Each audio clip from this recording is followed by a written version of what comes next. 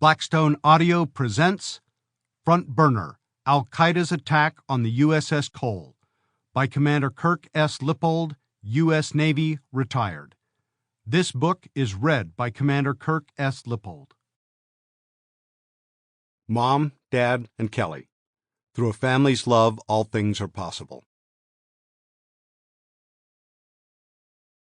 Introduction.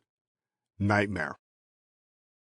On Thursday, October 12, 2000, the guided missile destroyer USS Cole, DDG-67, under my command, was attacked while refueling in the harbor of Aden, Yemen, by two suicide bombers who were members of the al-Qaeda terrorist network of Osama bin Laden.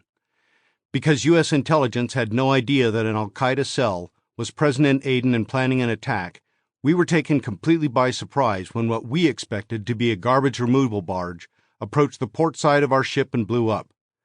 The devastating explosion blasted a hole through the hull amidships, destroying one of the main engine rooms as well as the galley where scores of Cole's crew were gathered for lunch.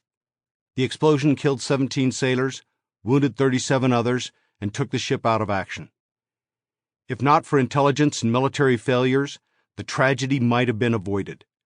As it was, the Navy, my ship, and I were left unprepared to deal with a new kind of terrorist threat that should have become apparent by 1998 at the latest, as a series of coordinated attacks simultaneously destroyed U.S. embassies and killed hundreds of people in Kenya and Tanzania. I do not wish to minimize or excuse my own failure as captain to prevent this tragedy.